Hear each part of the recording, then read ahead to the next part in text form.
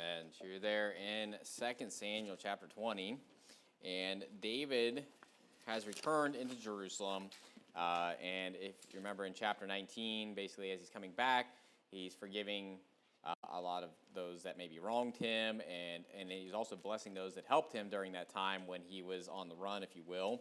But in chapter 20 here, or actually at the end of chapter 19, we see that there was basically this whole, I guess, schism or between Israel and Judah.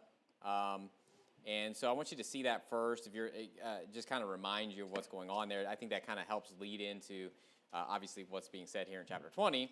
But in verse 41 of 2 Samuel chapter 19 there, it says, "And behold, all the men of Israel came to the king and said unto the king, Why have our brethren the men of Judah stolen thee away, and have brought the king and his household and all David's men with him over Jordan? And all the men of Judah answered the men of Israel, Because the king is near of kin to us. Wherefore then be ye angry of this matter? Have we eaten at all of the king's cost? Or hath he given us any gift? And the men of Israel answered the men of Judah and said, We have 10 parts in the king, and we have also more right in David than ye. Why then do ye despise us, that our advice should not be first had in bringing back our king? And the words of the men of Judah were fiercer than the words of the men of Israel." So leading into this is that the children of Israel, the 10 tribes were the first that wanted to bring back David. Actually, Judah had to be convinced, and then Judah was convinced, and then Judah ends up physically bringing David over, and then the rest of Israel's upset because they were the ones that first wanted him to come back, and there's this whole back and forth that's going on there. What's interesting is that the men of Israel that were upset that they didn't get to bring back David, and they were the first to say to bring back David, are going to end up following this son of Belial, this man of Belial, Sheba, in basically this dissension that's going to happen. Okay, so in verse 1 here of chapter 20, it says, "There happened to be there a man of Belial, whose name was Sheba, the son of Bichri, a Benjamite. And he blew a trumpet and said, We have no part in David, neither have we inheritance in the son of Jesse, every man to his tents, O Israel. So every man of Israel went up from after David and followed Sheba the son of Bichri, but the men of Judah clave unto their king from Jordan even to Jerusalem." So it's like this yo-yo effect of like the children of Israel are saying, we want to bring them back first. They had to convince Judah. They convinced Judah. Then Judah brings them back. They get upset because they didn't get to be the ones to bring them over. And then this man of Belial convinces them to basically, so basically there's this whole fight that's going on. And then you have this child of the devil, which I'm going to show you is that when it says they're a man of Belial or a child of Belial or a son of Belial, we're talking about someone that's a child of the devil. This isn't just some typical unsaved person. This is obviously like we're children of God, there's children of the devil. And once you're a child of God, you're always a child of God. And once you're a child of the devil, you're always a child of the devil. But let me just show you very clearly that Belial is talking about the devil. No, go to 2 Corinthians chapter 6. 2 Corinthians chapter 6. 2 Corinthians chapter 6 and verse 14. Because someone could maybe read this and think of Belial as like a place, right? Be like a man of Gilead or something like that, or you would just maybe read past this. Now, obviously, if you're reading through 1 Samuel, you'll see that Eli had 2 sons, and it says they were sons of Belial, which is very clear that we're talking about the devil there because it just said they were sons of Eli, right? They're sons of Eli, but they're also sons of Belial, okay?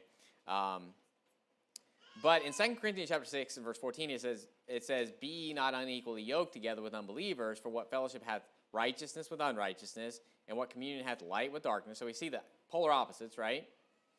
It says, "And what concord hath Christ with Belial? And what part hath he that believeth with an infidel?" Now, an infidel is an unbeliever, right? So basically, you just have contrast here. So what's the contrast of Christ? The devil, right? What's the contrast of God is the devil. So that being said, is that when we're talking about a man of Belial, we're talking about someone that's of the devil, someone that's a child of the devil. And go to 2 Samuel chapter 23. Actually, in 2 Samuel, David talks about sons of Belial. Okay, and he gives a contrast of blessing those that are blessed and those that are cursed, and obviously the sons of Belial are cursed. But 2 Samuel chapter 23 and verse 6, 2 Samuel chapter 23 and verse 6, it says, "But the sons of Belial shall be all of them as thorns thrust away, because they cannot be taken with hands. But the man that shall touch them must be fenced with iron and the staff of a spear, and they shall be utterly burned with fire in the same place." So we're talking about thorns and briars. We're talking about corrupt trees. These could be false prophets, but these could just be children of the devil, children of the wicked one. Okay, and that's what we're dealing with here. Is that this Sheba, the son of Bichri, is a child of the devil. Okay, which is different than Shimei. Shimei was obviously an enemy of David, but he didn't call him a child of the devil. Actually, he called David a man of Belial, if you remember, right?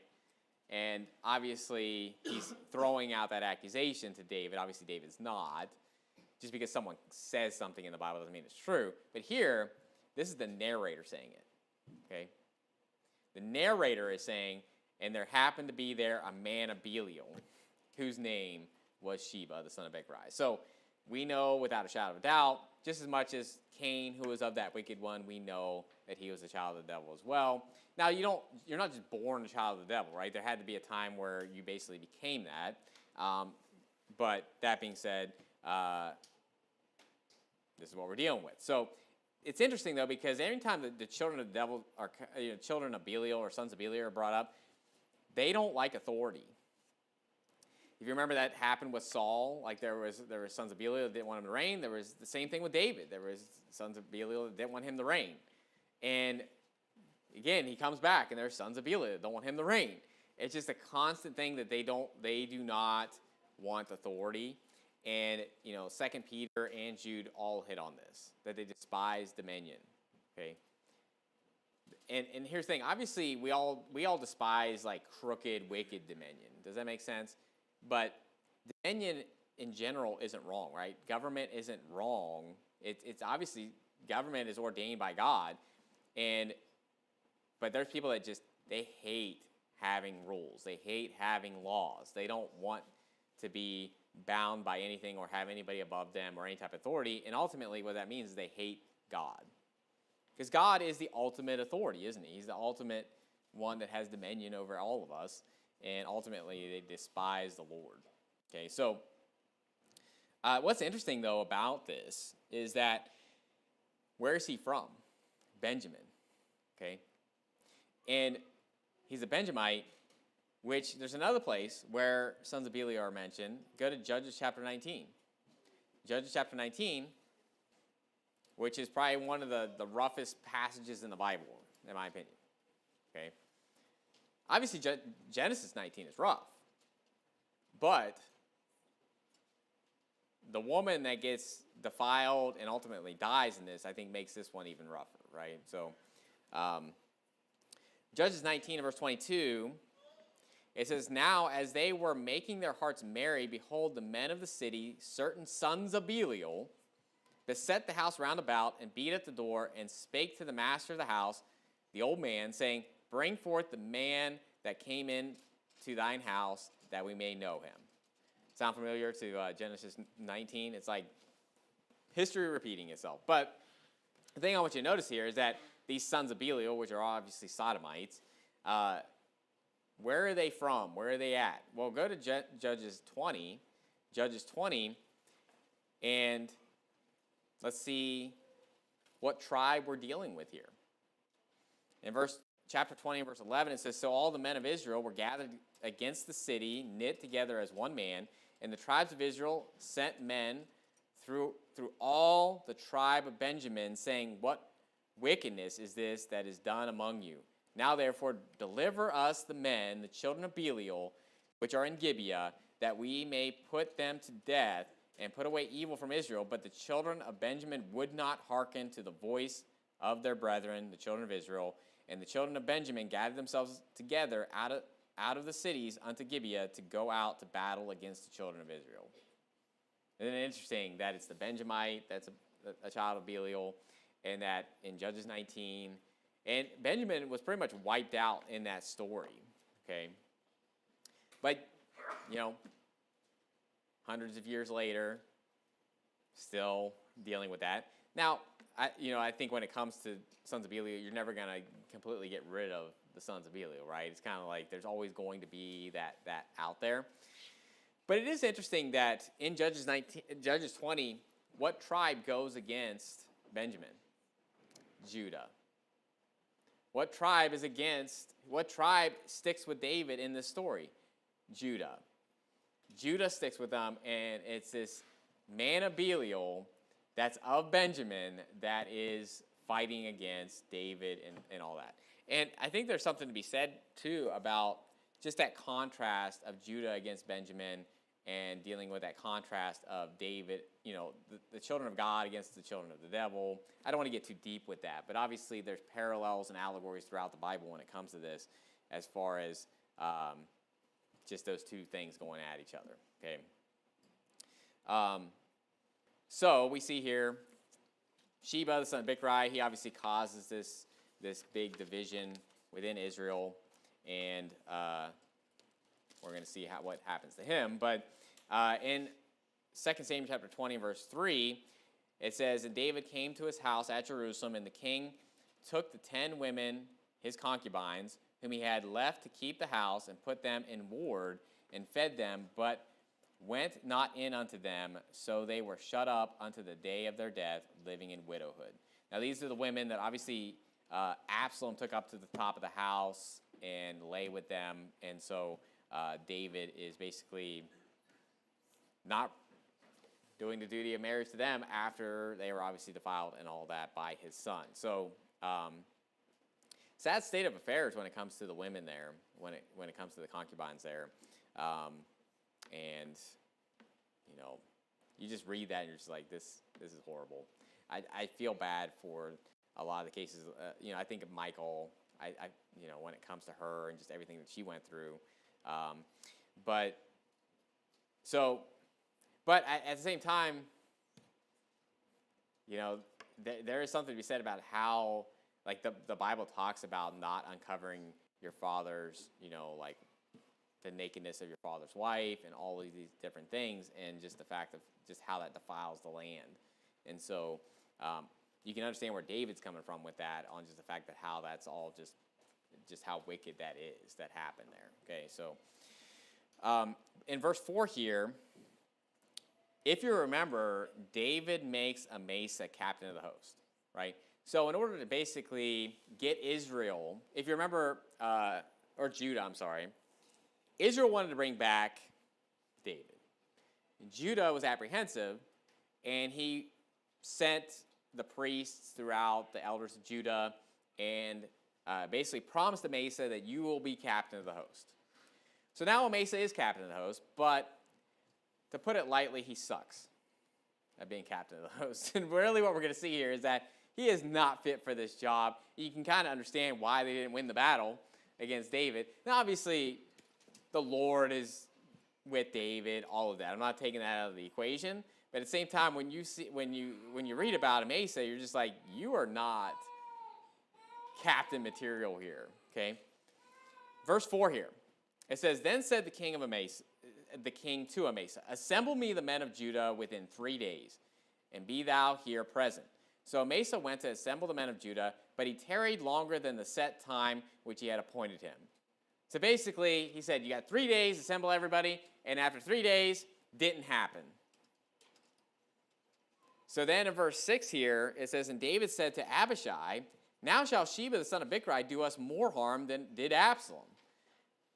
Take thou thy Lord's servants, and pursue after him, lest he get him fenced cities and escape us. And there went out after him Joab's men, and the Kerethites, and the Pelethites, and all the mighty men, and they went out of Jerusalem to pursue after Sheba the son of Bichri." So basically, Amasa's not getting the job done. All right, Abishai, it's time to go to work. Time for you to do something because we know you can handle it.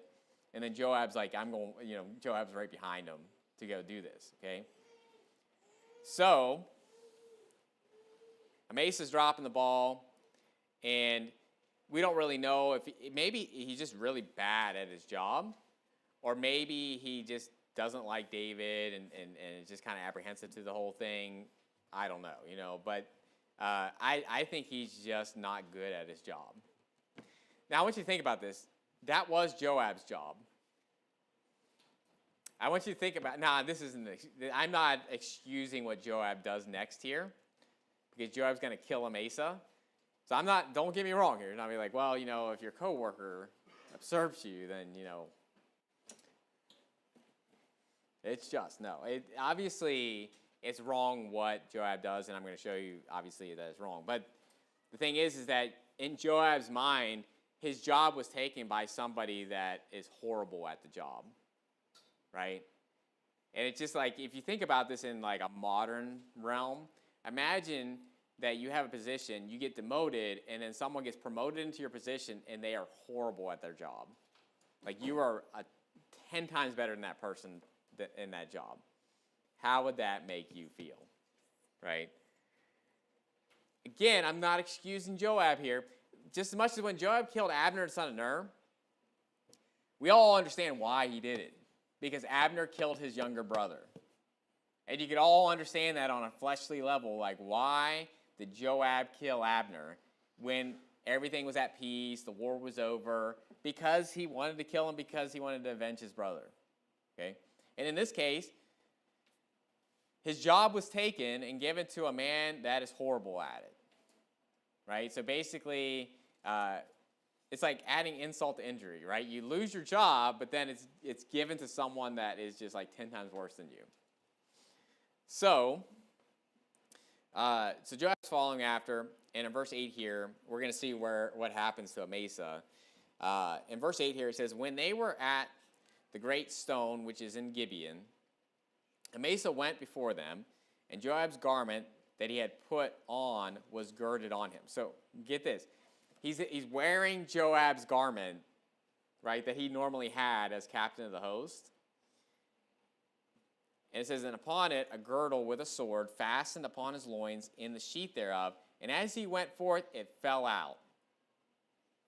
So not only can he not gather to the troops in a timely manner, he literally can't keep his sword in the sheath as he's marching down the road. Okay. Again, I'm not saying he should have died. I'm just saying, like, this guy is obviously not captain material. Okay. And listen, vengeance belongeth unto the Lord. And you know what? You say, well, how can you relate this to, like, let me relate it to myself, okay, a little bit here. I sat in churches and I listened to guest preachers get up that don't know the Bible from a hole in the ground. But they were given, like, that platform and given basically all kinds of honor when they didn't know anything about the Bible. Or they were preaching false doctrine, or in some cases, false gospels. And I had to sit down and shut up, right? And, for years, just kind of had to, like, bite my tongue at things that people would say, or preachers that were given honor, and all these different things. And in the end, you just have to put it in the Lord's hand and be like, Lord, it's like not my job to, like, bring this person down or to, like, try to put myself in that position or anything like that. And but it is very frustrating. It is very frustrating when those that don't deserve honor are honored. When those that don't deserve the position have the position. And many have come from churches where there are people that were leaders that are just not fit for that position. And it's infuriating. When you know people that are. And so anyway, that's just kind of a real world application that I think of as far as that's concerned. But in the end, we just have to put it in the Lord's hands and let him take care of that whole situation. It's not my job to go back and be like, listen, you guys suck at your job. Like, maybe try reading the Bible before you get up here and preach. Like, it's not really my place. It's not my place to say that to him. Even as a pastor of this church, it's not my place to go find other church and be like, you guys, you don't know doctrine from a hole in the ground. you don't know what you're talking about over here, and just start just calling out people for how foolish they are or what they're not doing or what they are doing and all that, right? So just let the Lord deal with it. But anyway, so Joab, it says in verse 9, it says, and Joab said to Amasa, art thou in health, my brother? Right, so he's basically fumbling around, can't hold his sword in his sheath. And it says, and Joab took Amasa by the beard with the right hand to kiss him. Now, I'm guessing this is a kiss on the cheek, okay? So this is the holy kiss of charity. We're not really bringing that to our church, just so you know. We don't even have a handshaking time. You better believe we're not having a kissing time. There's enough germs going around as it is. Our kids lick the doorknobs as it is. So we're definitely not doing a greeting with a kiss, okay? But that being said, it's not wrong, okay? So basically, he's greeting him with a kiss, if you will. And in verse 10, it says, but Amasa took no heed to the sword that was in Joab's hand, so he smote him therewith in the fifth rib, and shed out his bowels to the ground, and struck him not again. And he died. So Joab and Abishai, his brother, pursued after Sheba, the son of Bichri. So basically, he kind of tricked him in the fact that he made it look like, hey, I'm greeting you. But as he's greeting him, which it says that he greets him with his right hand. So you can imagine that unless Joab's left-handed, usually it states that. It's kind of like Eglon and Ehud. I have a message from the Lord. And the idea there is that he has a dagger on his right thigh, but he's left-handed, so usually you're looking for the other side, right? It's kind of like the idea that if you have a sword sheath, you're probably going to have it on your left side if you're right-handed.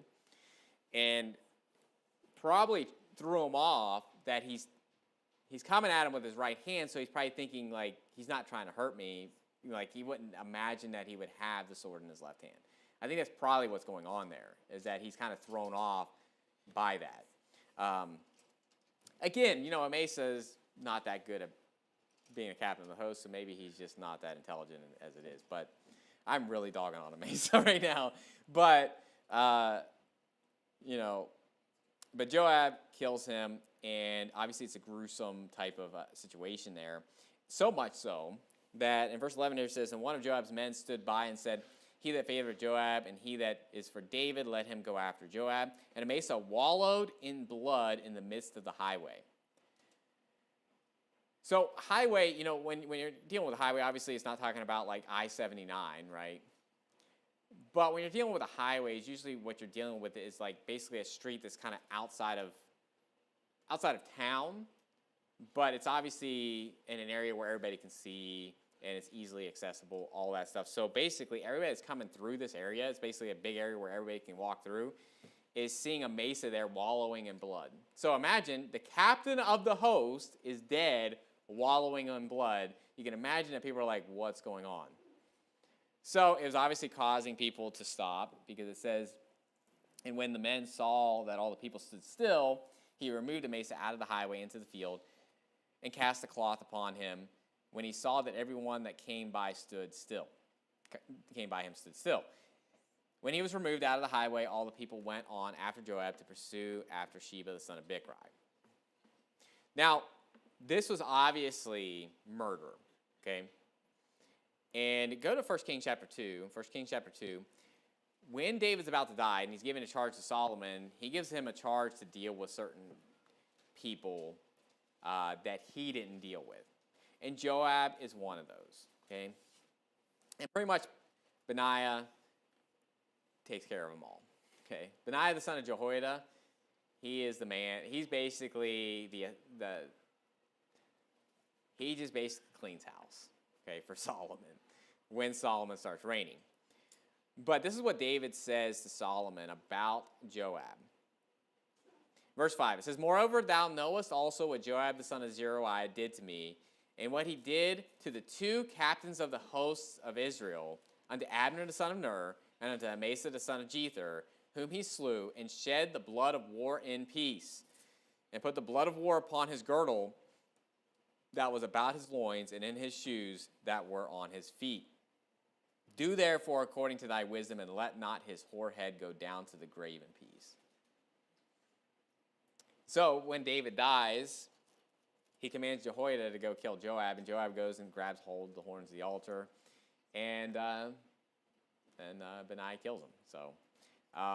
So basically the idea there is don't let him die a natural death. Don't let him just die of old age because of the murder that he committed.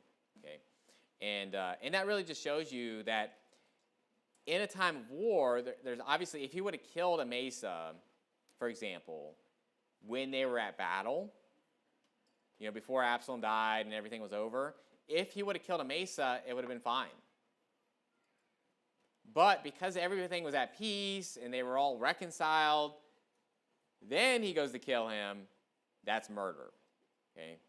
So you have self-defense, but then you have the idea of wartime. And when you're at war, then it gets it.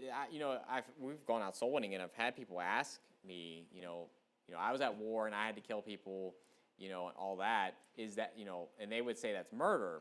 Now, obviously, I do think there's war crimes. So don't get me wrong, right? I think there are things that would be murder even in times of war.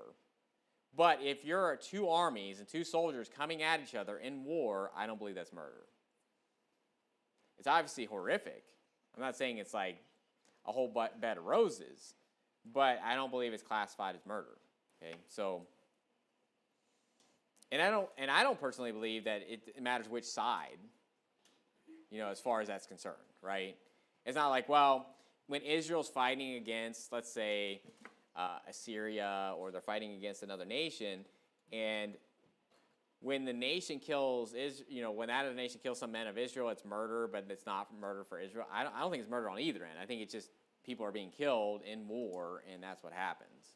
Okay, and obviously God can cause you to win that war. So anyway,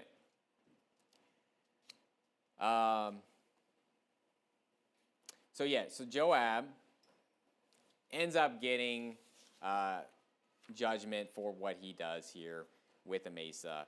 Again, though, on a human level, you can understand, to a certain degree, where Joab's coming from. As far as him being angry at Amasa. I can understand Abner more than Amasa, though. Does that make sense? Like, Abner, you hear that story and you're just like, I get it. I get it. You know what I mean? Like, if someone killed my brother, I don't care if it is a time of peace.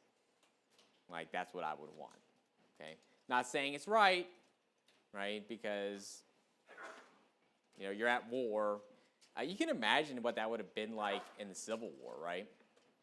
The Civil War here in America, and how there was a lot of people that were family members and just people that knew each other that were at war. And after that was over, the turmoil that was between family members and between people in America at that time. I can only imagine what that was like when they knew that you killed certain family members and they killed certain family members, and like that whole turmoil right there.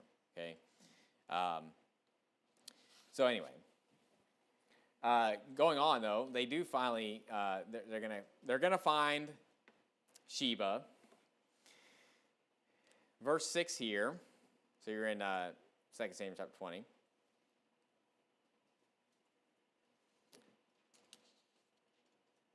Actually, did I put down the wrong? Yeah. Again, I copied down the wrong verses. This is why I have a Bible here, though. What verse did I end on? 13? Yeah. Well, I guess 14 is the next one we're going to go to here.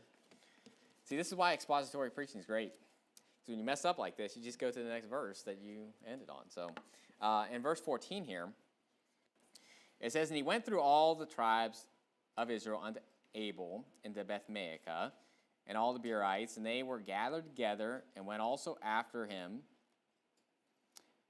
And they came and besieged him in Abel of Beth-maacah. And they cast up a bank against the city, and it stood in the trench, and all the people that were with Joab battered the wall to throw it down." So basically, he's hiding out of this city. They're getting ready to bust down the wall to go after this guy. And this is a very interesting story, or basically this story of how this woman saves that whole city. Okay, and it talks about this wise woman that saves this city from Joab destroying it. Okay, and verse 16 it says, "Then cried a wise woman out of the city, Hear, hear, say I pray you unto Joab, Come near hither, that I may speak with thee.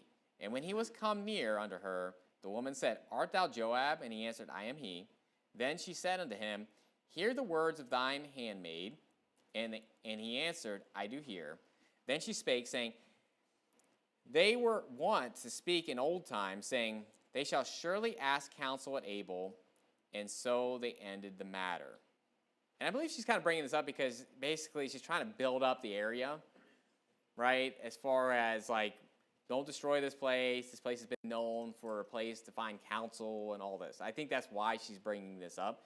So she's kind of giving a plea to why you should not destroy this place. And it says, I am one of them that are peaceable and faithful in Israel. Thou seekest to destroy a city and a mother in Israel. Why wilt thou swallow up the inheritance of the Lord? So she's basically kind of making a case like, hey, it's been told in old time, come to Abel to seek counsel. Basically like, this is a wise place with wise people. What are you doing? I'm a mother in Israel. You're going to come destroy a mother in Israel. I'm peaceable. I'm not,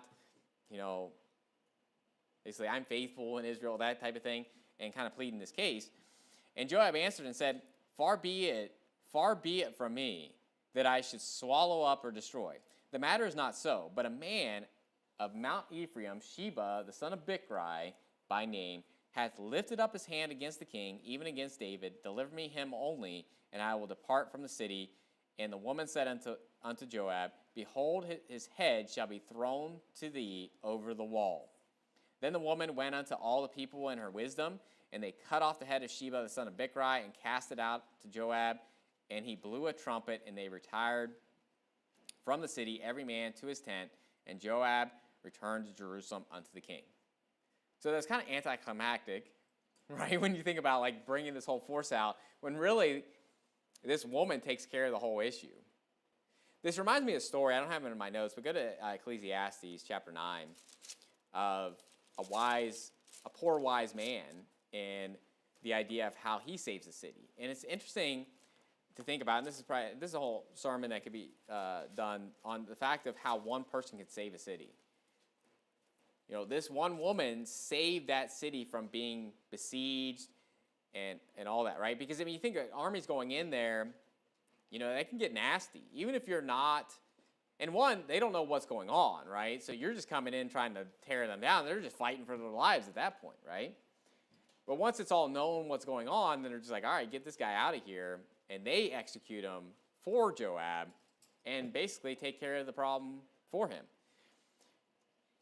But when it talks about this wise woman, it really makes me think of this story in Ecclesiastes, or this thought process, if you will, in Ecclesiastes. In chapter 9 and verse 13, it says, This wisdom have I seen also under the sun, and it seemed great unto me.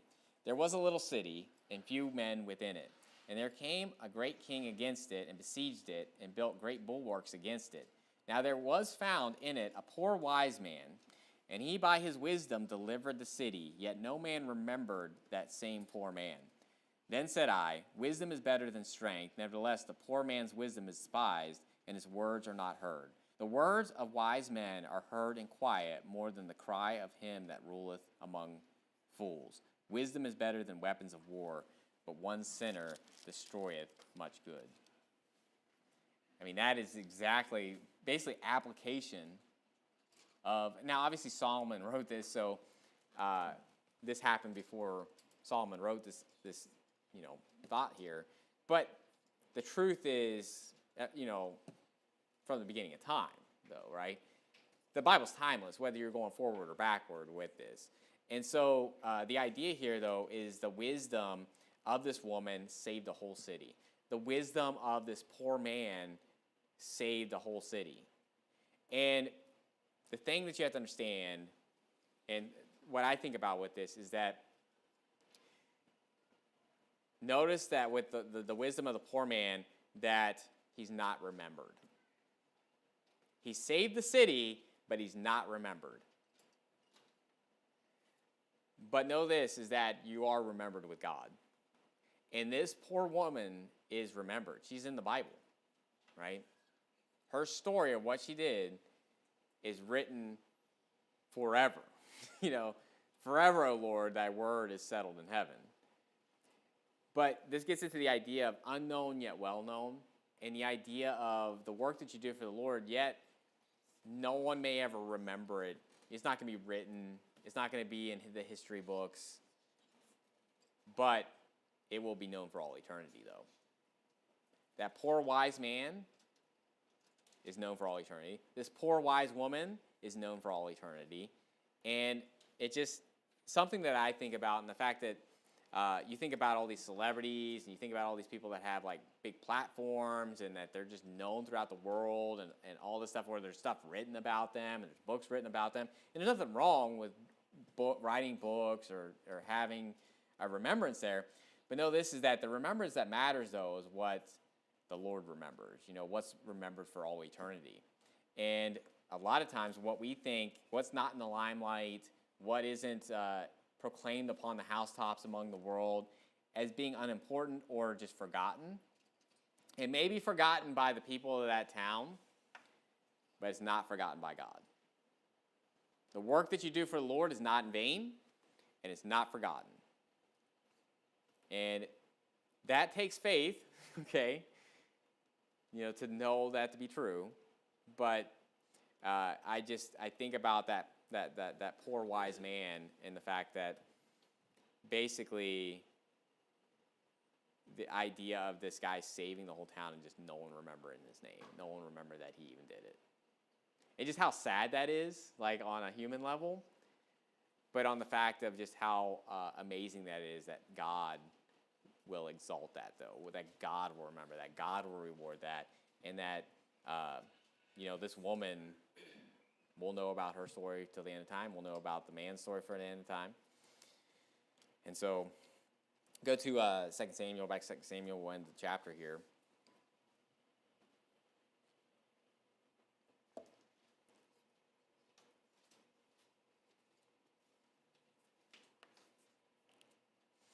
I mean, that's a whole sermon I'll preach when it comes to, having a small church, but what an impact a small church can do on a community. What an impact one man can do on a community, or one woman can do on a community, on an area, on a town.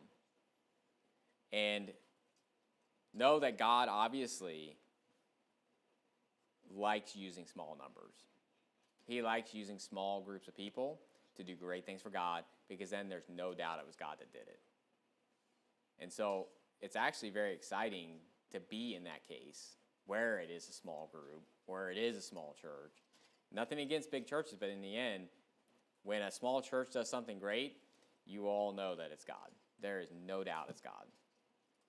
And so 2 Samuel chapter 20, verse 23, it says, "Now Joab was over the host of Israel," so he got his job back. Kind of did it a little bloody, but he got his job back. Joab was over the host of Israel, and Benaiah the son of Jehoiada was over the Kerethites and over the Pelethites. Now, Benaiah is the one that's going to end up taking out Joab. And Benaiah is going to be he's going to be the man when it comes to Solomon's right-hand man. Okay. Verse 24, it says, "And Adoram was over the tribute, and Jehoshaphat the son of Eliud was recorder, and Sheba was the scribe, and Zadok and Abiathar were the priests, and Ira also, the Jerahite, was a chief ruler about David." Now, if you really want to get into a longer list of like officers and different things that were with David, go to 1 Chronicles. 1 Chronicles has whole chapters dedicated to the Levites, what Levites were doing certain things, the singers, like Asaph and Heman and like Jeduthun. I think it's Jeduthun. Anyway. But there's like, and it talks about like how they have different groups of singers and like all these things. And you can really get into the weeds on the officers. They had captains that were assigned like captains of armies and hosts of men that were assigned for each month of the year, and just like going down the line. So you could really get into the details. And really, Chronicles is kind of like if you were to go back to an encyclopedia of things. There's a lot of lists of stuff, but it may be a little harder to read if you're just reading through it, but it's really interesting stuff, right? Sometimes you just like seeing lists. I mean, who here has just looked up a list of like kings on Wikipedia, right? And you're just like, I just want to see like who were the kings of, Greece, from Alexander the Great, what did it go down to? And you're just looking at the history of that, right? Or the Caesars or whatever. But you're not usually just like, I just want to read something today. I'm just going to read a list of kings. But sometimes when you're just studying out something, you just want to know information. That's like, isn't that a great tool? Isn't that like where you want to go? You don't want to have to read 5 paragraphs to get that information. You just want to see like bullet points of like, here's the information that I want to see. And especially in our day and age where the TikTok world, I feel like people can't get past like a 10-second reel. If it's past that, their attention span's gone. So Chronicles is actually very good for that. You don't have to read a lot. You just see names, and you're just seeing lists of things. So anyway, just a little stab at TikTok right there. Not saying that you're wicked if you have TikTok. But if you... Never mind. I mean, stop there. That's not what the word of prayer. Dear Heavenly Father, we thank you for today. Thank you for the book of 2 Samuel. And Lord, just pray that you'd help us to obviously know these passages, but to apply them to our lives, Lord. We just pray that you'd help us to be wise and help us to be meek and humble in this world, and ultimately to bring glory to your name, Lord. We love you. Pray you bring us back at the appointed time, give us safe travels home, and we pray all this in Jesus Christ's name. Amen.